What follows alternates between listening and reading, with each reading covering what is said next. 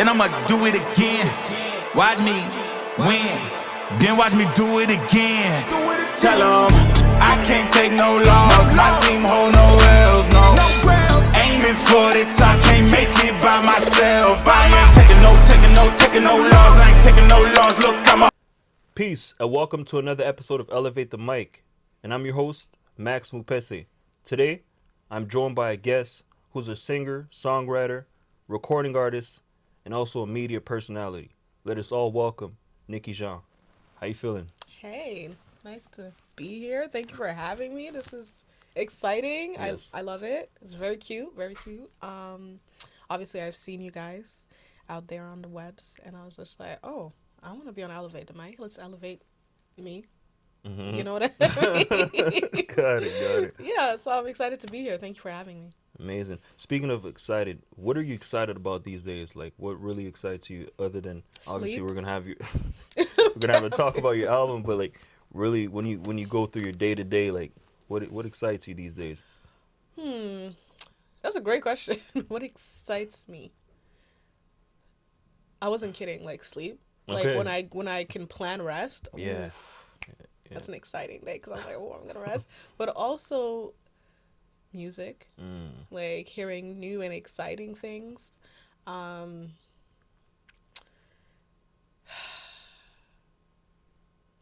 Health excites me now.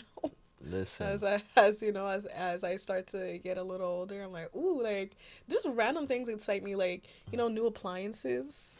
Okay, my friend, she recently told me about like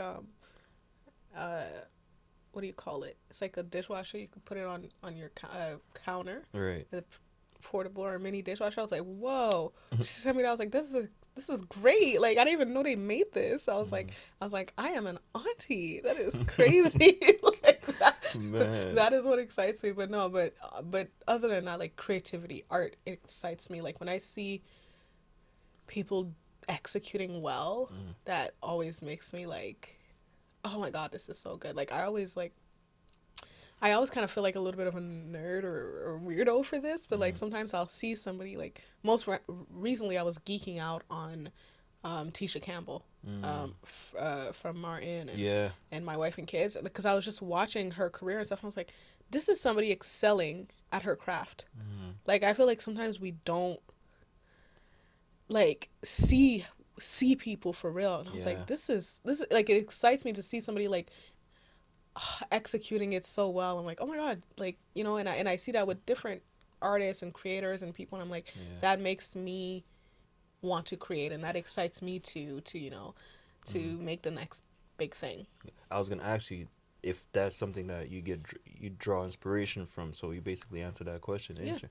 Absolutely, because I mean, as much as like we want to say, you know, there's nothing new under the sun, you know what I mean, like, but there's levels to creativity and originality. So you look at sometimes the inspirations that you have, and you can actually kind of pinpoint them and see how they relate to your art, because sometimes I don't even think that I'm doing anything close to my heroes or my inspirations, and then somebody will be like, oh, like from your backgrounds, like you listen to a lot of Brandy. I was like, right? oh, How the hell okay, did you know that? Okay, so you do pee. I was like, yeah, so it's hard for them not to you know, to not internalize some of it. Got it. So let's take it back to the early stage of, you know, how you started. If I'm not mistaken, you were born and raised in Montreal, and then born in Montreal and then grew up in Ottawa most of your life. That's so good. Tell us a little bit more about that transition and how it helped you, you know, become more creative, or what did you get? What was the best feeling of just leaving from Montreal to Ottawa and then coming back here? The best feeling. Oh gosh, you see, I don't want to offend nobody. Go ahead, man. Please speak your truth. Ottawa. Shout out to Ottawa. You know, it raised me. Montreal made me. And I think at the time I had gotten all I could from Ottawa. You know, Ottawa's it's a mostly peaceful town. I mean, we have our things, but it's definitely a town that is a little harder to get things moving and shaking in, especially if you're in media, as I was. And I did feel at one point that I kind of like plateaued a little bit as to what I could learn and get from Ottawa. But it's always gonna have that place in my heart as, you know, the place that raised me. When it comes to Montreal, as a kid, I think I always romanticized it a little bit because we left early on, like 4 or 5 years old, and it's like when we came back often though through my childhood, because, you know, at first when there's a move, especially when it's a 2-hour away move, and you have so much family in Montreal, like my aunts and my cousins and all of this, it's like, I mean, my parents didn't know anybody in Ottawa. My mom moved for work, you know, and like, so we would come back almost every weekend. I feel like those first grade, second grade, I missed a whole lot of school. I feel like we were here a lot in my childhood. So I always felt like it felt like, you know, home in a sense. It was the place I would steal, you know, CDs from my cousin. And still yeah, sell CDs.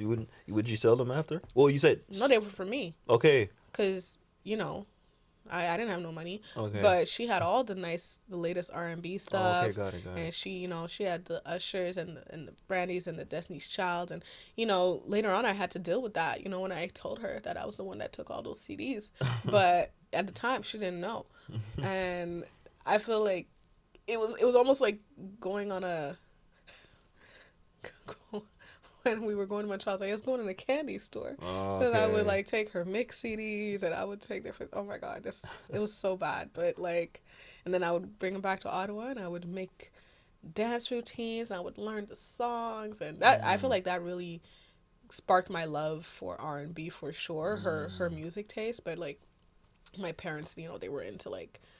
My dad was big compas, definitely old school compas, which introduced me to that genre, and my mom loved, you know, French classical pop, which introduced me to those big like pop vocalists. So, you know, that kind of rounded my musical. I don't know if I answered anything.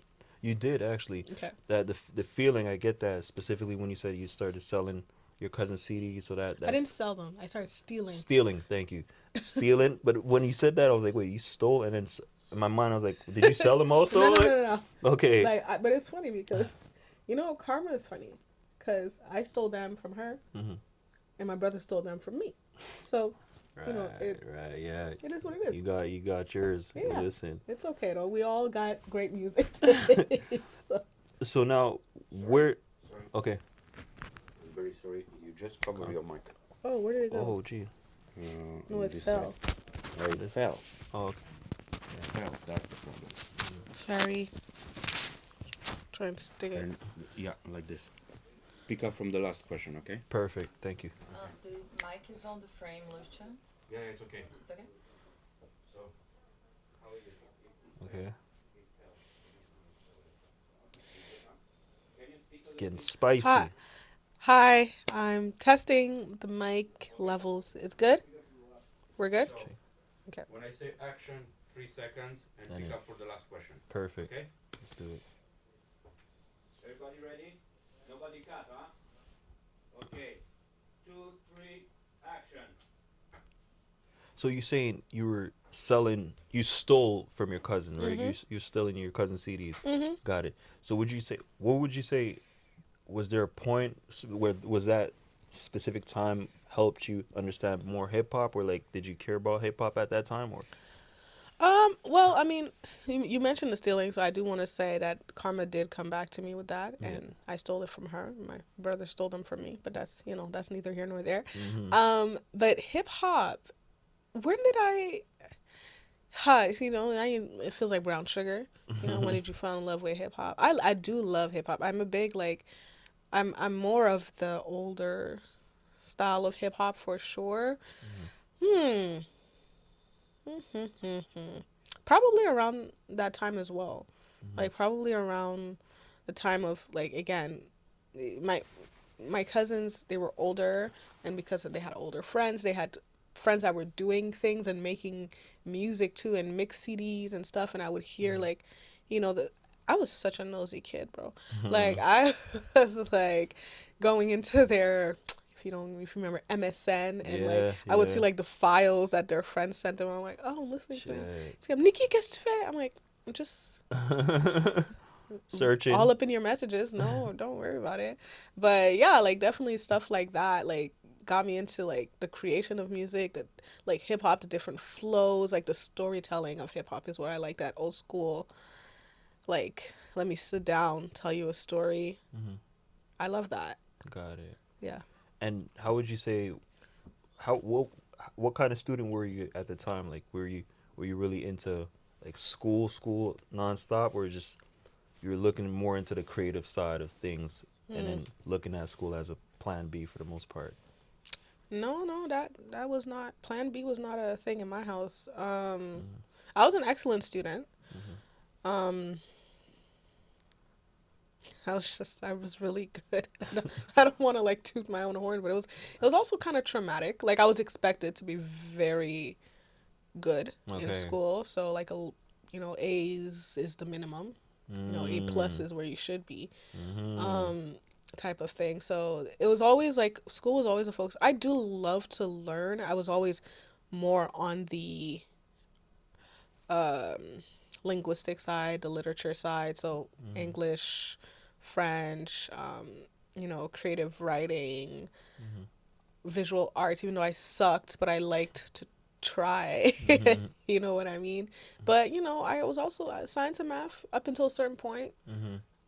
I did those things. I knew how to get good grades. Got it. I knew how to get good grades. It didn't mean that I was like, I necessarily had an aptitude for it, but I know how to study. So it was usually something that kept my parents off my back and allowed them to not be too afraid of the music thing. Okay. Because if there wasn't like, it was like, for them it was like a little extracurricular, because I also I played sports and all that stuff, so like they're like, okay, like you're singing and writing, like, but let's make sure you're having something that you can make money from. Sustainable. Yeah. Oftentimes that's what happens, like especially when the parents don't necessarily understand the music business, or even don't see it the same way we do it. We do see it. Then it's like, nah, why are you doing this? Because you're not going to get paid at the end of the day, which is, it's a long-term game, it's a long-run game. So at the end of the day, like, for anybody who's invested in that field or that career, it's important for them to, like, protect it and nurture it, not necessarily fall for whatever outside forces are telling them. Yeah, that's hard to do, though. Yeah. It's definitely hard to keep to your convictions and keep striving and keep pushing in that field. And let's say you don't have an encadrement, or like if you don't have like that support, it's it's easy to just be like, whatever, I'm just gonna go check out OnlyFans real quick. Let's see what else like we can make popping, because at some point you just get like, oof, it's overwhelming. But you have to keep your eye on you and your growth, because if you start looking at him, her, how they're evolving or how they're growing, you're gonna start thinking you should be evolving at that pace, or you should, or maybe you should have taken that route. But that's their route. That's their evolution. You know what I mean? So if you stay focused on you and you remain in competition with only yourself, you can only improve. And when I think of it, I'm like, when you said it's hard, I was thinking, as long as you have a good foundation, a strong foundation, which is like, leaning on a higher power, leaning on somebody, or leaning on an entity that, could ground you and keep you, focused for the most part. Yeah. That's gonna also give you an advantage whenever you have like any pitfalls or even any hurdles that happen. So like, that's also important. I'd say, have that spiritual. Faith is extremely important to me. My faith is extremely important to me, and I think I would have been gone 10 times over had it not been for God. I think a lot of the issues is that we're not anchored. People are not anchored to anything. People are free falling. Right. You mind giving us an example of like how faith was really, there's a life defining moment that faith had throughout your career or whatnot? There's many. Where that stands out the most? I would say one that stands out because it was like one of the darkest times in my life. I don't think I've ever spoken about this publicly, but there was a time where basically I had been laid off. It was a big layoff period going on in tech, and I happened to work in music tech at the time, and it was just, people were predicting an incoming recession. Nobody knew what was happening. There was so many. Was that before COVID or after? This was after COVID. Okay. This yeah. was after COVID. There were Google layoffs, there were Twitter layoffs, there were, and my company was affected. And it was shocking to me because I was like, oh no, like I had been working in like 9 to 5 wise in media and in different media entertainment fields. But I hadn't specifically been able to just be in a music space, and I had finally gotten that, and then I got laid off, so I was really upset. But I was also fairly confident that I would find something quickly. I've always found something quickly. I'm educated. My resume is nice. All of these things, and it just didn't happen like that. It was over a year of looking continuously. And I definitely got to a point where it got scary. I was just like, okay, so my account is not right. I don't know what I'm gonna do. Benefits are ending. It was a dark time, and I think that if I did not have my faith, if I didn't have God at that moment, like I would have just given up, because sometimes rejection is tough. Rejection is tough. Like getting up, putting on your best face and presenting something to somebody and getting a no, going on interviews, getting a no. And you just, it's like, it starts to, even if you start off the most confident person, it starts to like, it fucks with you after a point, like, it starts to chip away at you. And you're like, but what I do, like, always encourage people to remember is that you only need one. You only need one. Like, that's the thing, because I wasn't finna work 2 jobs. I only need 1 job. I only need one of you to realize what you have in me, because what you have in me is something incredible. But it was just like, and obviously later on you realize it wasn't anything personal. The market was effed up. It's still kind of effed up, but it was really bad there. And you rely on what is real. Yeah. Got it. Speaking of real, what's your thoughts on today's music when you listen to, R&B, rap, or whatever's like at the top charts? How do you I listen to today's music? Yeah, how do you look at it? How do you No, that's what do I listen to it? Is what I'm at, because I don't. You don't? Well, today's music. What do I listen to? Like, for real, like, I'll listen to the artists I like when they drop, for sure. Like, obviously I heard the new Kendrick when it dropped, Beyonce when she drops. And then my faves, like, Brandy hasn't dropped in a couple years, since 2020. But whenever she drops a project, I listen. Tony. And then in the new girls, like, if Summer drops, I'll check it out. Yeah. SZA drops, I'll check it out. I liked the new Tyler the Creator project, even though I didn't hear a lot of people talk about it. But I think he's such an innovative and creative guy. Like, you feel the passion in his music. Like, you feel the love for creating. So I do love that. I love when you can see that in an artist. Like, for example, like, I'm not gonna name names, but there's a famous, like, female rapper, and it had said, like, oh, like, like, for me, like, music is like, it's more like to make money. Like, once this stops making me money, I'm gonna stop doing that. And that's fine. Shout out to you. You know what I mean? Like, we're all squirrels trying to get a nut. I get it.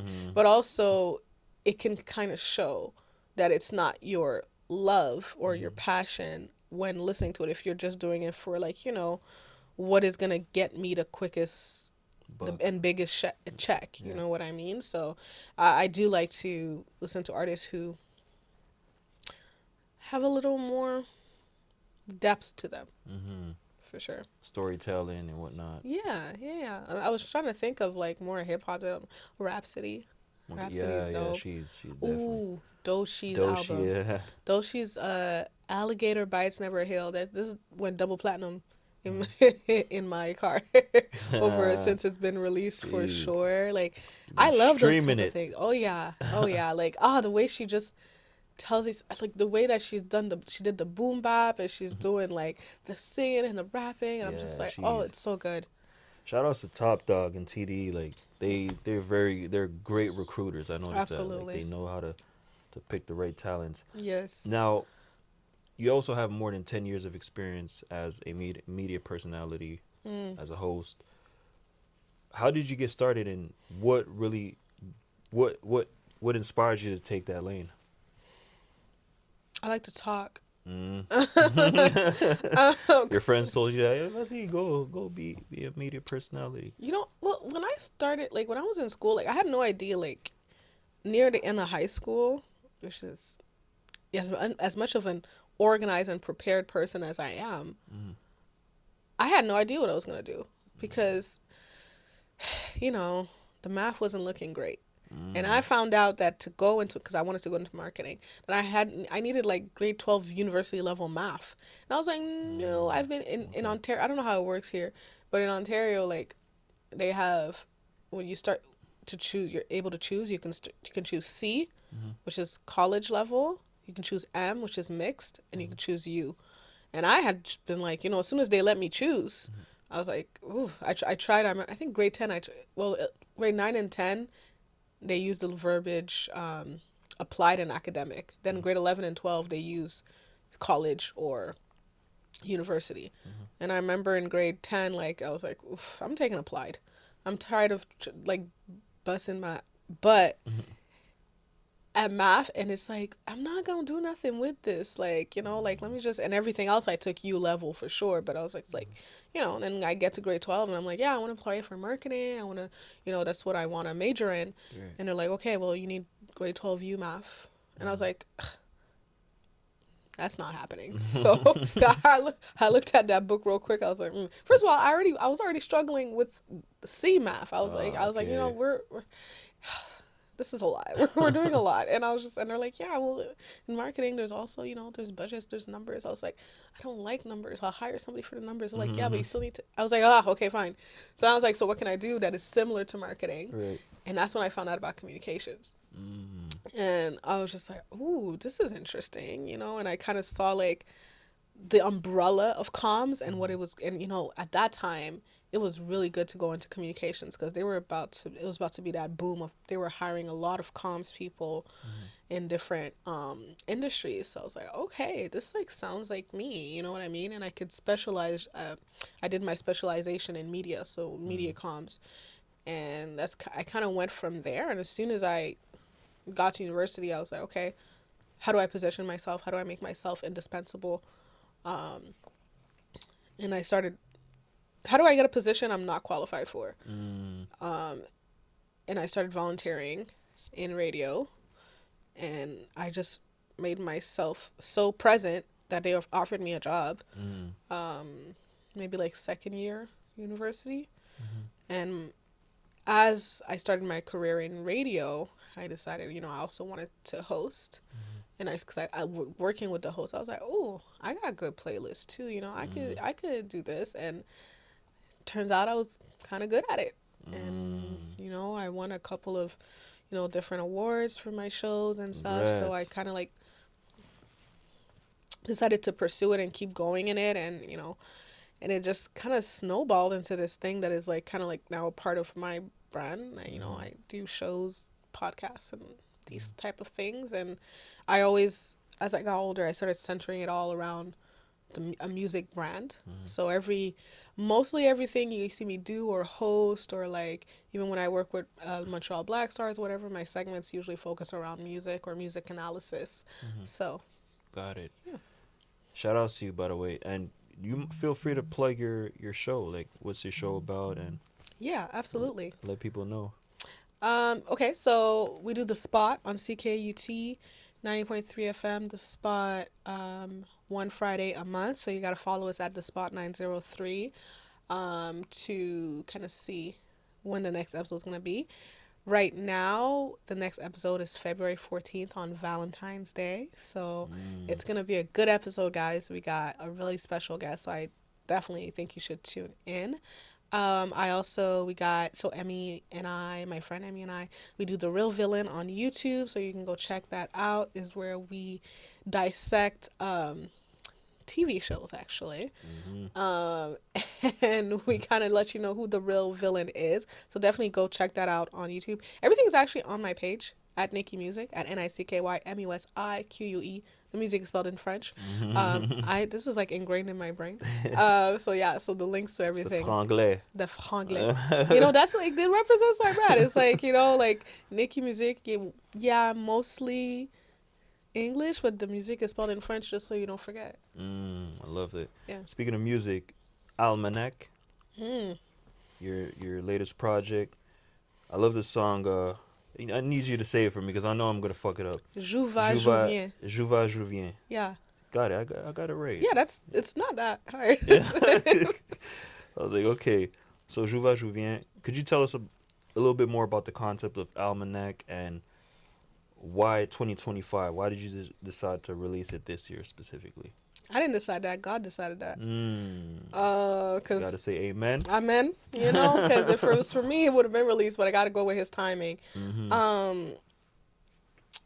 Almanac. Well, the EP is like, it's an 8-track EP, and the name is based on the saying that we have in Haiti, that says basically "ou dépasser Almanac," and it loosely translates to "you're past the calendar." Got it. And it is usually... That's for women, right? Like yeah. It's usually said to women as they're nearing 30-31, which is because there's in a month, there's 30-31 days. Yeah. So an almanac is a calendar. And basically you are... I don't know. When I used to hear my mom say, am I about to expire? Like, what is this? Like, it's the end of my life. Like, when I was hearing this as a kid, I'm like, oh, dépassé almanac. Like, what, like, okay. So it was always like a thing in my head of like, damn, like, I know that people, they say it as a joke and stuff, but I'm just like, damn, like, I'm getting closer to this. And sometimes you wake up and you're like, I never thought I'd be here. Like, I thought I'm Bibi. I'm kid for life, you know what I mean? And then all of a sudden you wake up and you're 29 and you're like, okay, so but it's always almost like a time's up type thing, but that's obviously, you know, it's a perception thing. It's a societal pressure thing. It's all of that. So Almanac was all of my feelings and goings on as I approach the almanac, the, you know, maturation, as they say. So yeah, that's kind of the concept behind it. Amazing. And what's your favorite part about creating that EP? I would have said the writing, because the writing was fun, but it actually was the recording. Like, I loved like a lot of the freedom and energy and support that I got in the studio from the wonderful people that I got to work with this time. Was like, it was fun. Like, for example, I remember on Cherry Tinted, which is like more of an Afro beat style, and kind of like my first time doing something like that.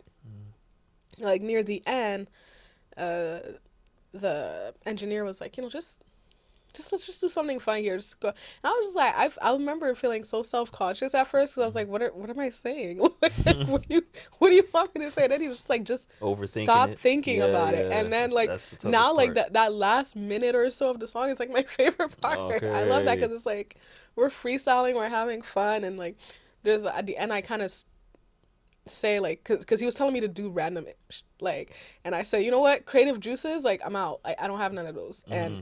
And then they left it in there, and I was like, why would you leave that there? And I was like, I was fighting to take that out, and everybody was like, no. Like, I was like,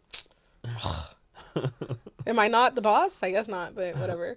But yeah, that was the fun part. It was kind of like stepping outside of my shelf, trying new harmonies. Like, yeah, that was exciting. Another thing I like is that you have an interlude, so I paid attention to it, and I'm like, okay, that's someone who really likes a body of work, creating a body of work, and you don't see that often these days. Whenever it comes down to like even specifically artists from the city, Montreal, or even a lot of well-established artists don't even include interludes. So what made you say, you know what, I'm gonna add the interlude in the album? Well, for me, the EP is a story, right? And I think like to my detriment sometimes, I like things to be structured, and I don't know if it's Which is a good thing too. I don't know if it's a good or a It bad is. thing, but I'm just like, because I was thinking about this earlier. I was just like, sometimes you're just gonna have to create. Sometimes maybe it could just be like a 2-track release that doesn't have like, they don't have no relation to each other. Okay, And then the yeah. other half of me was like, no, they have to make sense. I was just like it's a battle. But this EP specifically, I was like, okay, it's gonna follow the themes, like this Almanac thing. And I was just like, like I go from like, when you have Psycho, where it's like a toxic, repetitive relationship, and then grown, like you left that relationship, and now you're in these talking stages now. Like, okay, you're not in a toxic relationship, but you're trying to get back out there, and it's like everybody wants to chill. Why are we chilling? I don't understand. We're grown. And then you go to Cherry Tinted, where like you did meet somebody, but now, I call I call it the old lady Delulu.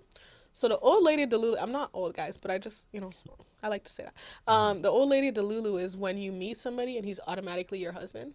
Like, it doesn't, like, that's, like, you went on one date and maybe he opened the door and you're like, oh my God, the bar's in hell, by the way. So, and you're like, that's what Cherry Tinted is about. It's like, oh, whatever is happening, I have rose-colored glasses on, cherry tinted glasses on, and I'm just like, this is amazing, and I haven't seen the reality yet. And then you go to Always, where it's like, Always is, you're in this relationship now, you went to the talking stage, you went through the infatuation stage, now you're in the relationship, and you're like, I do love this person, but there's something missing, and you're trying to like, and you want to be happy with what it is, but you're like, oh, like, you're poking. It's a little bit the beginning of self-sabotage type thing. And that's where the interlude comes in. Where at that point, I felt like, okay, we've gone to this like relationship stage here, and we need a break here because I need to restructure as to what is important to me. Because in that relationship, something was missing. And it might not have had anything to do with the person. It could have been mostly personally to me. So that's what it's called, musical therapy, and that's basically what it's about. It's like, okay, like, what was missing is music. I took a break. I did everything but answer to my creative calling, and on that end, and it affects the way you move. It affects your relationships. It affects the things around you. When you are not fulfilling who you are fully, it's gonna affect you. It's gonna make you unhappy. So that's why musical therapy comes at that point on the EP. And then after musical therapy, we start getting into a little more confidence. Now, Feel My Love is the song that comes right after. It's a little bit, it's written like a murder. I was inspired from Beyonce's Daughter on Cowboy Carter, which is also kind of like a murder story. And Feel My Love is like, it's kind of like that. It's like, it's taking a little bit of the self-sabotage from Always and saying, hey, like, you broke us, like, we're not together anymore, which you killed us in the sense of the song, and that was your fault. Like, if you had just let me, like, just be the Delulu person I am, like, feel my life, if you had felt my love, it would have been fine. But now you're dead because you didn't listen to me. Is basically what that's saying. And it's almost like, even though it is still in the delusional lane, it's more leaning towards like, I'm getting my self-confidence back. And then that's where we get to Je vais, je viens after that, which is well, for people who are not Haitian, it's like a saying that is basically like, what goes around comes around. Like what I'm looking at everything in my life that has had the Take your time. Take some water if you want. Okay.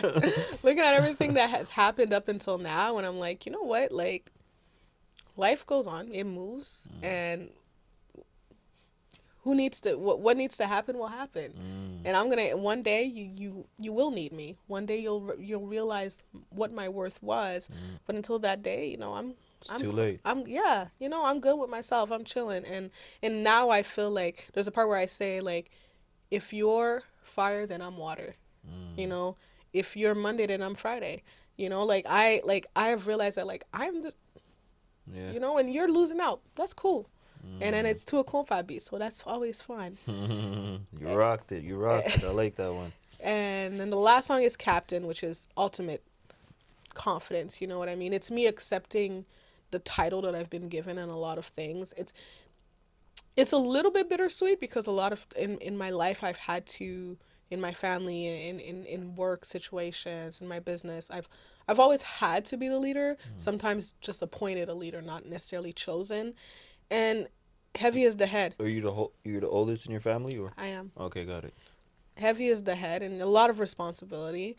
And it's me flipping that pressure and making it into like, okay, yeah, I'm the captain. Call me the captain, and let's rock out. I am the boss, and and I do make things happen. So it's a fun track though. I love the prod on that one. Hey, I get what I get from it is really, it all boils down to self, like really loving yourself and embracing yourself and truly seeing the ultimate value you have within. That's going to save you from a lot of situations. However, we go through certain things that remind us, okay, how important it is to love ourselves. Until then, it's like we're not ultimately going to embrace who we are because of like going through a situation and tell yourself, you know what, all right, I could handle it, but you got to go through it in order to tell yourself, you know what, I'm good, I love myself. Yeah. Absolutely. So I'm gonna end it off with a few questions. One of the last ones is, what would you tell your before you even go into that question, we have a segment called shoot, I had a blank. Can we leave it? We have a segment called If I Had a Chance To. Okay, so If I Had a Chance To is basically you in front of your 16-year-old self, and you could ask that person questions, you could tell her whatever you want, whatever comes down to mind. But what would you tell your 16-year-old self today watching this interview? Oh, come on, man. I'm trying to make you cry. Hey, go for it. Oh, man. Well, on this day, it's a lot. My 16-year-old self, I would tell her, you're beautiful as you are. You're beautiful alone or in a crowd. You're gonna go through a lot. But you're gonna grow through a lot. And you won't have no regrets. Yeah, I'm gonna stop there because yeah, that's powerful. Hey, and what are your short-term and long-term goals within the next 3 to 5 years and 10 years plus? Oh, come on, man. Oh, gosh. Goals. Okay. In the immediate, soon to be future, definitely more music. You know, I definitely want to do like some showcases, just performing more. I want to have 3 successful shows going on at a time. Speak that into existence. Being, you know, automated and just like flowing like water. Yeah. I want to expand my agency for sure. Keep growing in the career that I am, like just affecting the lives of artists. Personally, I want to start a family. You know, I want to help contribute to some good in this world. Last one. How does Nicky Jean want to be remembered? As someone who cared a lot, who gave of herself, and who was passionate about all she did. That's it.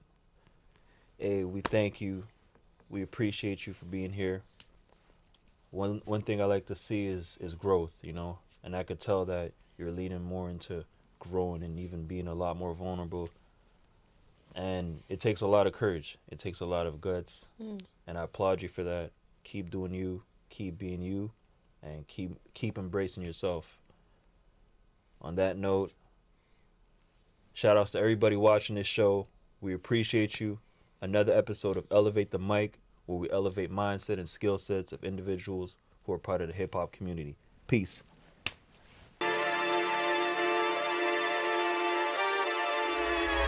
Hold up, why do they doubt the kid? I'm about to prove them all wrong again. I got a low tolerance, cause they don't even know what up